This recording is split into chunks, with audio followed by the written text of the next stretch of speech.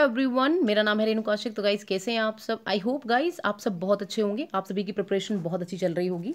आज का जो टॉपिक लेकर के आई हूँ गाइस, वो मैं लेकर के आई हूँ इंटरनल रेट ऑफ रिटर्न। और इससे पहले मैंने एक टॉपिक आपको कराया था जिसका नाम था एनपीवी, नेट प्रेजेंट वैल्यू। ठीक है, अगर आपने वो वीडियो नहीं देखी तो प्लीज़ ज़रूर देखिएगा, क्योंकि आईआरआर को निकालने के लिए आपकी बेसिक अंडरस्टैंडिंग, एनपीवी की अंडरस्टैंडिंग आपको बहुत ज़्यादा ज़रूरी है। देखिए, कोई भी कंपनी है, क्या होता है आईआरआर, कोई भी कंपनी है, ठीक है, उसे किसी प्रोजेक्ट पर पैसा लगाना है, ठीक है, तो वो ना कुछ रिटर्न एक्सपेक्ट करती है। मान लीजिए मैं किसी प्रोजेक्ट पर 10 लाख रुपए इन्वेस्ट करती हूँ, ठीक है, तो मैं क्या करूँगी, मैं ये देखूंगी सबसे पहले कि मुझे इस प्रोजेक्ट से कितना एनुअल रिटर्न मिल रहा है।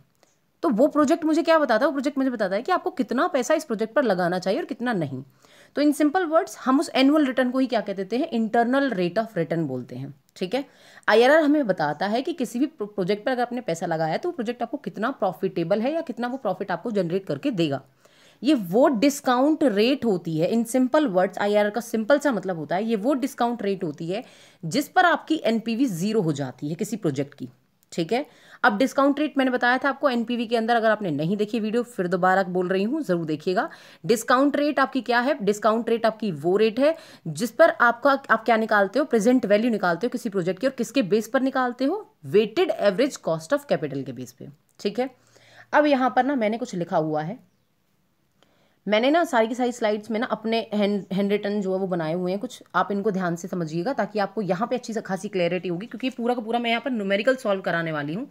देखिए यहाँ पर ये मत ऐसे मत घबराइएगा कि ये तो न्यूमेरिकल लेके आ गई, ये तो थ्योरी बताने वाली थी। ऐसा कुछ नहीं है, क्योंकि एनपीवी आपने न्यूमेरिकल से समझा था और मुझे पता है आपको स्टेप्स ना अब रटने नहीं पड़ेंगे, क्योंकि आपने स्टेप्स के थ्रू क्वेश्चन को किया था। सेम ऐसे ही अगर आपको आईआरआर के बारे में अगर एक चीज पता चल जाएगी कि ये वो रेट ऑफ रिटर्न है जिस पर एनपीवी जीरो होती है, हम इस लाइन को रटेंगे नहीं, हमें सीधा दिमाग में फिट बैठेगा कि क्योंकि हमने न्यूमेरिकल को किया है। ठीक है, देखिए क्या है, सबसे पहले हम सभी को पता है कैपिटल बस्टिंग के अंदर किसी क्वेश्चन को करना होता है, हम क्या बनाते हैं, हम एक टाइमलाइन बनाते हैं। ठीक है, ये क्या है, एक टाइमलाइन है जिसके अंदर मैंने क्या किया हुआ है, जिसके अंदर मैंने आपको बेस दिया हुए हैं। आपको जो प्रेजेंट ईयर है उसके अंदर आपके कितने जो है वो आप कितना पैसा लगा रहे हैं, आप लगा रहे हैं 1 लाख रुपए। ठीक है, पहले साल में आपको मिल रहा है 60,000, सेकेंड ईयर में आपको मिल रहा है 50,000, थर्ड ईयर में मिल रहा है आपको कितने 40,000। आपकी रेट ऑफ रिटर्न कितनी है? रेट ऑफ रिटर्न आपकी है 10%।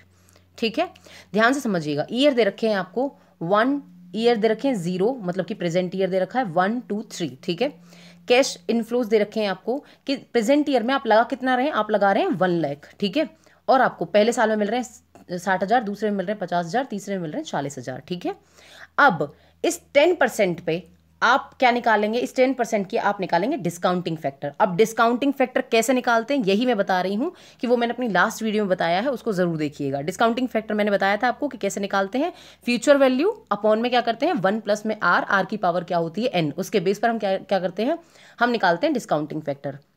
देखिए जो आपका प्रेजेंट है वो तो सेम ही रहेगा। ठीक है, डिस्काउंटिंग फैक्टर निकाल लेते हैं हम, तो कितना आ जाता है, ये आएगा आपका 0.909, 0.826 50,000 का आएगा, 40,000 का आएगा 0.751।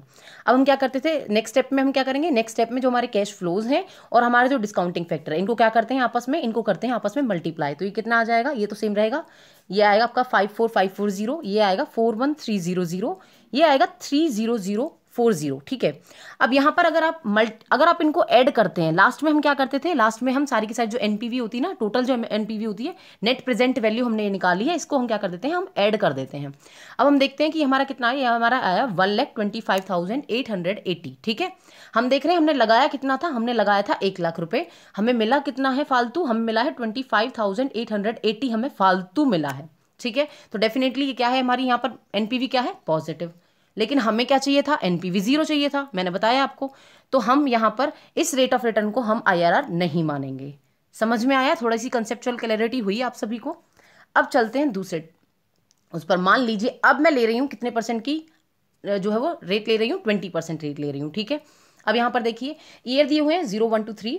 ठीक है, आपने पहले साल में लगा, प्रेजेंट में लगा रहे हैं आप 1 लाख, आप फिर 60, देन 50 एंड 40 आपको क्या मिल रहे हैं, ये आपको रिटर्न मिल रहे हैं। ठीक है, सेम वैसे ही आप क्या निकालेंगे यहाँ पर, सेम वैसे ही आप क्या निकालेंगे, डिस्काउंटिंग फैक्टर निकालेंगे प्रेजेंट वैल्यू के बेस पर। ठीक है, कैसे निकालेंगे, अगर हम देखते हैं तो मैंने सिंपल आपको बताया हुआ, बार बार मैं फॉर्मूला बता रही हूँ, फ्यूचर वैल्यू अपॉन में 1 प्लस में आर की पावर n, या हम इसको नॉर्मली हम कैसे कर सकते हैं, देखिए सिंपल इसको मैं बताती हूँ आपको कैसे निकालना होता है। इसको निकालने का ना एक तरीका होता है, वो ऐसे निकाल सकते हो आप इसको, कैसे कि फ्यूचर वैल्यू मान लीजिए आपकी कितनी है, आप सिंपल सा इसको रखिएगा 60,000। ठीक है, 60, मैं इसको यहाँ पर 60,000, ठीक है, इनटू में 1 अपॉन में, ठीक है, 1 अपॉन में क्या करेंगे हम 1.20, ऐसे करके अगर आप इसे निकालेंगे तो ये आपकी जो है वो वैल्यू निकलेगी कितनी, पॉइंट जो है वो 833, ठीक है, आप इसको निकालेंगे 0.833, उसके बाद निकलेगी ये 0.694, देन निकलती है आपकी 0.579, ये आपके डिस्काउंटिंग फैक्टर निकलते हैं। फिर आप क्या करेंगे, फिर आप सिंपल इनको क्या करेंगे, फिर आप सिंपल इनको मल्टीप्लाई करेंगे, सेम वैसे ही जैसे आपने पिछली बार किया था, ठीक है, मल्टीप्लाई किया तो ये आपकी वैल्यू इतनी आ गई। मेरा यहाँ पर मेन मकसद आपको बताने का क्या है कि 20% पे भी अगर हम एनपीवी को ऐड करते हैं, सारी की सारी जितनी भी एनपीवी आपकी 1 ईयर की, 2 ईयर की और 3 ईयर की जो आती है वो आती है आपकी कितनी, 1,07,840। अब यहाँ पर भी क्या है, यहाँ पर भी 7,840 रुपये क्या है, फालतू है, यहाँ पर भी ये ज़्यादा है, तो ये क्या है आपकी एनपीवी क्या है, यहाँ पर भी पॉजिटिव है। क्या हम 20% लेंगे, जी नहीं, हमें कौन सी लेनी है, जहाँ पर एनपीवी क्या हो, हमारी 0 हो, ठीक है। उसके बाद हम चलते हैं नेक्स्ट पे, देखिए नेक्स्ट क्या कहता है, नेक्स्ट कहता है हमारा, अब लेते हैं हम कौन सी, अब हमने कौन सी रेट ली है, अब ली है हमने 25%। सबसे पहले हमने ली थी 10%, देन हमने ली 20%, अब ले रहे हैं हम 25%। देखिए अब 25% पे भी सेम वही चीज़ निकालेंगे हम, डिस्काउंटिंग फैक्टर आपने देख रखे हैं, डिस्काउंटिंग फैक्टर जो है, डिस्काउंटिंग आपने ईयर लिखे, ईयर के बाद आपने कैश फ्लोज लिखे, कैश फ्लोज के बाद आपने क्या किया, आपने डिस्काउंटिंग फैक्टर से मल्टीप्लाई कर दिया, मल्टीप्लाई करने के बाद आपने देखा, आपने इन सभी को एनपीवी जो आपकी आई, एनपीवी को आपने क्या किया, एनपीवी को आपने ऐड कर दिया। अब आप क्या देख रहे हैं, एनपीवी ऐड करने के बाद भी आपकी 480 कितना है, 480 आपका क्या आ गया है, 480 आपकी अभी भी क्या आ रही है, पॉजिटिव आ रही है, ठीक है। अब ये भी आपका क्या है, ये भी आपकी आईआरआर नहीं होगी, 25% भी आपकी आईआरआर के अंदर शामिल नहीं होगी, ठीक है। अब चलते हैं नेक्स्ट पर, मैं यहाँ पर आपको पता है क्या बताने की कोशिश कर रही हूँ, मैं आपको यहाँ पर ये बताने की कोशिश कर रही हूँ आईआरआर मेथड में क्या होता है, आईआरआर मेथड में बहुत सारी रेट ऑफ रिटर्न में से आपको किसी एक ऐसी रेट ऑफ रिटर्न को चूज करना होता है जहां पर आपकी एनपीवी 0 आ जाए। अभी तक हमने जितने भी रेट ऑफ रिटर्न देखी हैं वो सारी रेट ऑफ रिटर्न इस प्रोजेक्ट के अंदर क्या है, उनमें सभी में एनपीवी क्या आ रहा है आपका, पॉजिटिव। अब देखेंगे 27% पे, देखिए 27% पे आपका आईआरआर कितना आ रहा है, देखिए यहाँ पर है 0, 1, 2, 3, ये आपको ईयर दिए हुए हैं, ठीक है। पहले जो प्रेजेंट ईयर उसमें 1 लाख आपने इन्वेस्ट किया, 60,000, 50,000, 40,000, सेम वैसे ही इसकी क्या निकाल दी आपने, सेम वैसे ही आपके डिस्काउंटिंग फैक्टर निकाल दिए, डिस्काउंटिंग फैक्टर निकालने के बाद आपने एनपीवी निकाली और आपने इनको मल्टीप्लाई कर दिया। अब आपने क्या किया, अब अपने एनपीवी को ऐड किया। जब आप एनपीवी को ऐड करेंगे ना, तो जब आप ऐड करेंगे, ऐड करने के बाद ये आपका क्या आएगा, ये आपका 1 लाख से कम आएगा। अब जो डिफरेंस आ रहा है ना 1 लाख में और इनमें जब आप ऐड करते हो तो वो आएगा आपका 2260, ठीक है। अब ये क्या है, 2260 माइनस में आया है, अब ध्यान से समझिएगा। देखिए 25% पे आ रहा था पॉजिटिव एनपीवी, यहां आ रहा है आपका माइनस में एनपीवी। आप एक लॉजिक बहुत अच्छे से समझते हैं, वो लॉजिक क्या है आपका, वो लॉजिक ये है, हम सभी को एक बेसिक पता है कि कोई भी चीज अगर मान लीजिए कोई चीज यहां पर प्लस में है और यहां पर कोई चीज माइनस में है तो इसके बीच में क्या आएगा, इसके बीच में आता है 0, ठीक है। तो कहने का मतलब क्या है, हम सभी को इतना पता चल गया है कि यहां पर कोई एक ऐसी रेट ऑफ रिटर्न है जो यहां पर एनपीवी आपकी पॉजिटिव आ रही है, कितने परसेंट पे, 25% पे। 27% पे आपकी एनपीवी क्या आ रही है, 27% पे आपकी एनपीवी आ रही है माइनस में। तो डेफिनेटली 25 और 27 के बीच में ही कोई एक ऐसी रेट ऑफ रिटर्न है जो जिस पर एनपीवी आपकी क्या आएगी, 0 आएगी, और वही आपका क्या होगा, वही आपकी आईआरआर होगी।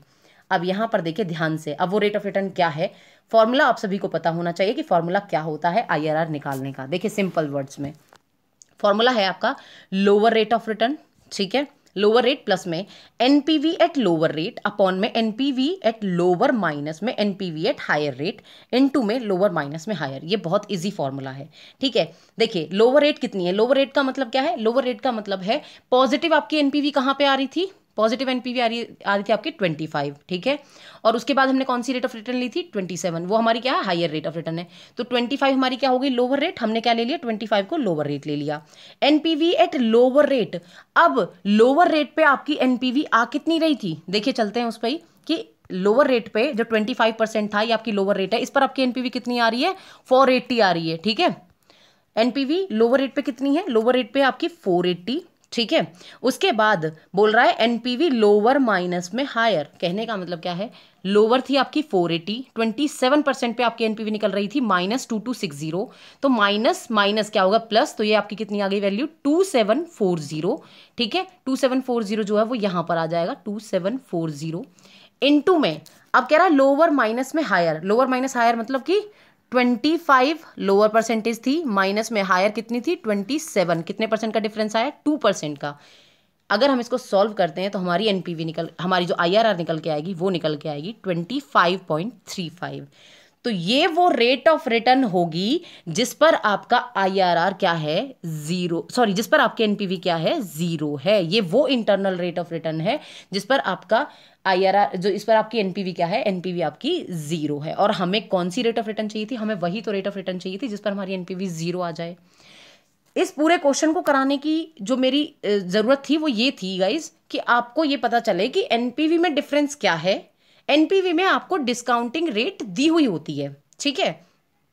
यहां पर आपको डिस्काउंटिंग रेट निकालनी है जिस पर आपका NPV 0 आए। ये दोनों में बहुत बड़ा डिफरेंस है, ठीक है। अब उसके लिए हम ट्रायल सा करते हैं एक तरीके से कि कौन सी रेट ऑफ रिटर्न होगी जिस पर हमारा NPV क्या हो जाएगा, NPV 0 हो जाएगा और हम प्रोजेक्ट को क्या कर लेंगे, एक्सेप्ट कर लेंगे। सिंपल सा मेथड था। आई होप गाइज आप सभी को ये बहुत अच्छे से क्लियर हो गया होगा। और इसका एक्सेप्ट और डिसीजन रूल क्या है, सिंपल है। अगर आपकी IR रेट ऑफ रिटर्न, अगर आपकी जो weighted average cost of capital है उससे ज्यादा आ जाता है तो आप प्रोजेक्ट को एक्सेप्ट कर लेते हो, अदरवाइज आप प्रोजेक्ट को क्या कर देंगे, आप प्रोजेक्ट को जो है वो रिजेक्ट कर देंगे, ठीक है। ये आपका क्या है, ये आपका पूरा का पूरा टॉपिक था। आई होप गाइज आपको बहुत अच्छे से क्लियर हुआ होगा। मेरी पूरी कोशिश थी कि न्यूमेरिकल के तौर पर ही आपको इस तरीके से समझाऊं कि चीजें क्लियर हो जाए। अब जो नेक्स्ट टॉपिक आएगा ना मेरा, वो टॉपिक होगा आपका पूरा का पूरा थ्योरेटिकल। अगर आपने ये दोनों वीडियोस देखी हुई हैं तो आप उस टॉपिक को बहुत आसानी से पकड़ लेंगे और बहुत आसानी से आपके दिमाग में वो बिल्कुल फिट जो है वो बैठ जाएगा। Thank you so much guys.